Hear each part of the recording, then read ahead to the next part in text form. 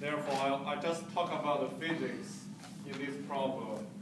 If you have a large molecule inside the solution, and assume there is a uniform electric field inside the solution.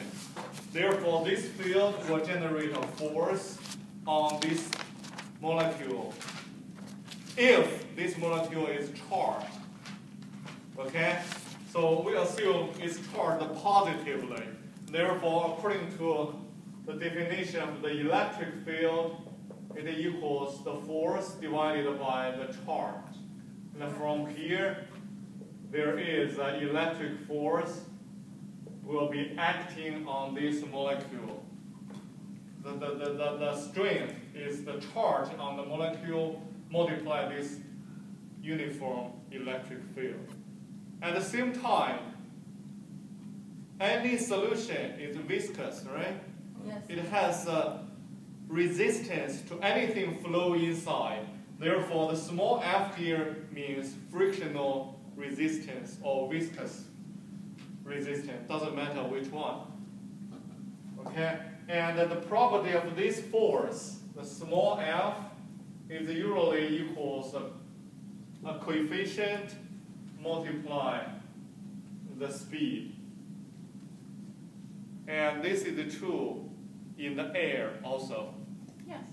That's why when you drive your car slowly, the resistance is small. When you drive it very fast, the resistance is very high. And because the force and velocity, they are proportional. You see, when this one is increasing, the force is also increasing. But that's for low speed. If the V is large enough, this linear relation is broken. At high speed, the frictional force equals another coefficient mu prime times V squared. That's why when you drive your car too fast, over 80 miles per hour, the resistance becomes quadratic relation with your speed. That's why you spend much more gas at a speed of more than 80. Okay? But we don't talk about this. In biology lab, the V is always small, right? Molecule is moving inside solution very slowly. Therefore, there's no square at all. All right. That's the truth. At the beginning, think about it. At the beginning, if this is stationary, you have a force applied on the particle according to Newton's second law. This particle is accelerated, right? But as long as this one is moving fast, this one starts to increase. Therefore, F minus the resistance becomes smaller and smaller. Because this is a constant, this is increasing with the speed. What's the final state? This is always increasing. Finally, they are equal, right? It is this difference makes the acceleration. When the F is large enough, equal to F, do you have acceleration? No. What's the state of the particle inside solution? At rest, equilibrium. At rest. Equilibrium, which means the particle is moving constantly, never stop. Okay? Because no reason it slows down, right? No reason. Okay? Therefore, at that situation, no acceleration, this equal to 0. Here is at equilibrium.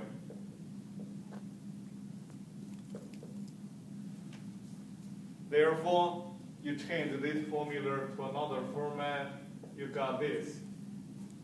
And what is F? F is Q times E, and F is what? Mu times V. Therefore, you have an equation like that. And usually, you should solve it for the mu, which is QE divided by the speed. And what is mu? Mu is the property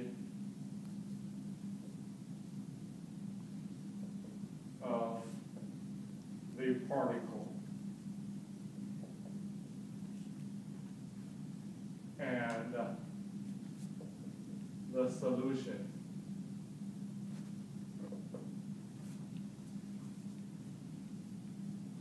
And this is the physics in the electrophoresis. That's it. You have to keep an idea there, okay? During the motion, this force is increasing. Why? Because the particle is moving faster and faster. Finally, you reach equilibrium. These two forces are equal.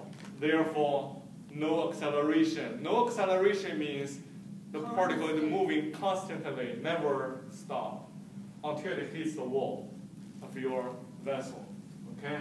Otherwise, it's moving constantly. And that's all the story about this phenomena in the lab. And if you read the book, and the author explains some other things, okay? Some professional things. I don't want to get into it. If you are interested, you go to read the details in the book. Okay? The next one is called modern electrophoresis methods.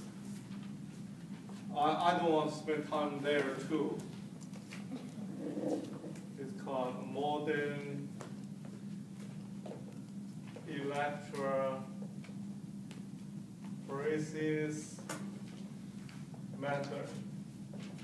There are a lot of different methods in the lab, and the book briefly introduced one, which is SDS, gel.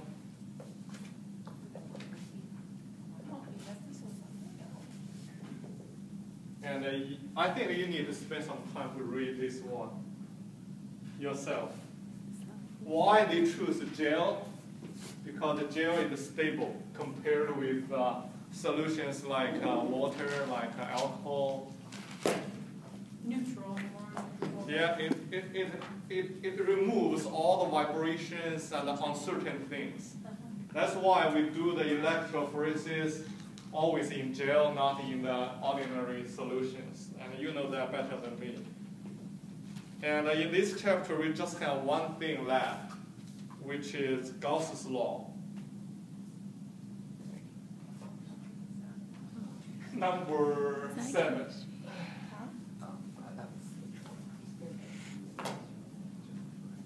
So you want us to read this on our own? Yes. Okay. Chapter 6. I'm confused by the book. Do we need an S here? Usually we just put it down this way, right? There's already two S's there. So I the would- book has an S. I'm confused. My English is so bad, I don't know that. When you write Chris's. Your English is probably better than our English, so. No, you guys all better than me. I am only half or only 1/3 of you guys. But you're really good at Chinese English, remember? Chinese English. Yeah, he was going to be like an It's English called, teacher in China or something. Chinglish, right? I never heard this. Is that one of those things that is like things change? You told us you were going to be an English teacher or physics, and you were good at both.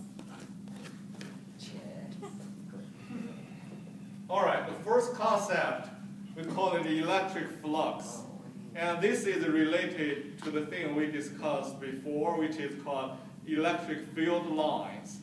People generated some imaginary lines to describe the shape of the field, right? Remember that? Mm-hmm. So it's related to this concept too. Electric flux means what?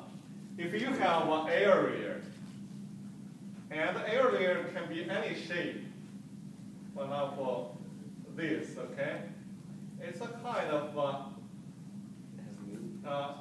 random shape. All right. Now, Looks like this is the area in the space. Therefore, the electric field line is everywhere in the space.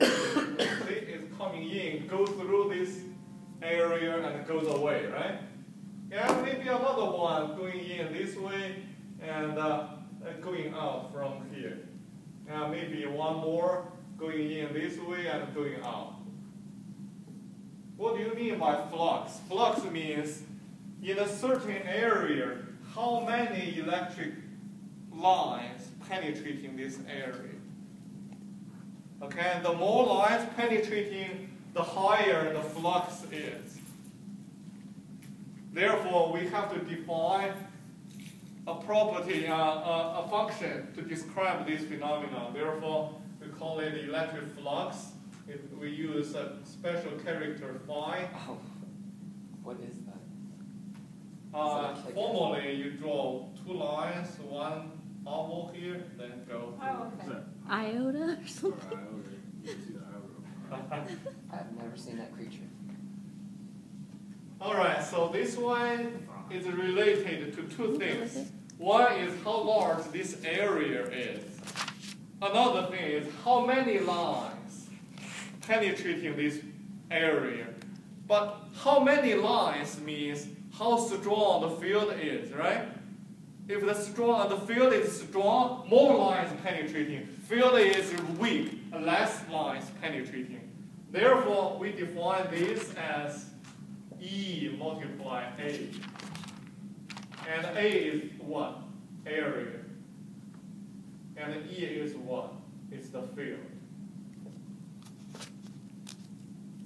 So it's like that map in the airplane.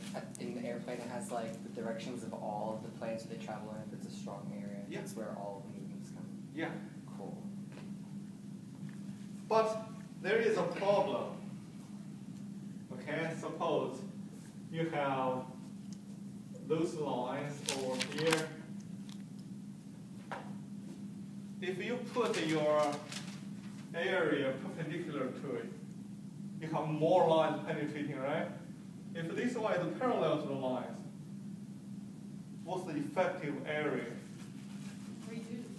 Well, No line it penetrating depends how because they all parallel to it. Therefore, no one single line penetrating, no one, nothing. Therefore, if you go this way, it's a huge value, right? This multiplication gives a large number. But if you do this, all the lines are parallel to it. Therefore, the flux becomes zero, right? If you tilt it a little bit, you have some lines penetrating. Therefore, the orientation of the area is very important. Perpendicular is the best, and the parallel becomes zero.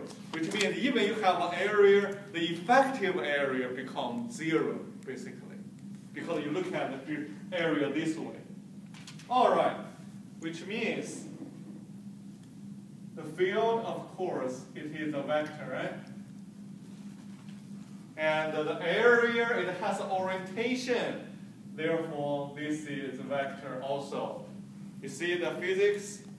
Area is no longer a scalar, it is a vector. And you have two vectors multiplied together. What's the relation between them? The ordinary multiplication? No. Or the dot product? The dot or product. the cross product? Or anything else? But here we define it as dot product. Still remember the definition of a dot product between vectors? Yes, it's horrible. Okay, it's something like that. If you have one vector A, you have another vector B, you do dot product. What do you mean? X component of A No? times X component of B. No. It's not. Definition has no components. You But we use have to solve it. the magnitude of A multiply the magnitude of B multiply what? Direction or? More of these. Cosine theta. What do you mean by the theta? Theta is the angle between the two vectors because A goes this way. Probably B goes this way. Therefore, this is theta. That's the definition of a dot product. That makes a lot more sense Well, now. I thought it was a lot worse. When he It first is worse introduced than this, that. yeah, when he first introduced it to us, I think it's back then. And now, Which I still have to figure out. for this one, it's straightforward. It equals the magnitude of the field, multiply the magnitude of the area, then multiply cosine theta. That's how you change the vector calculation into scalar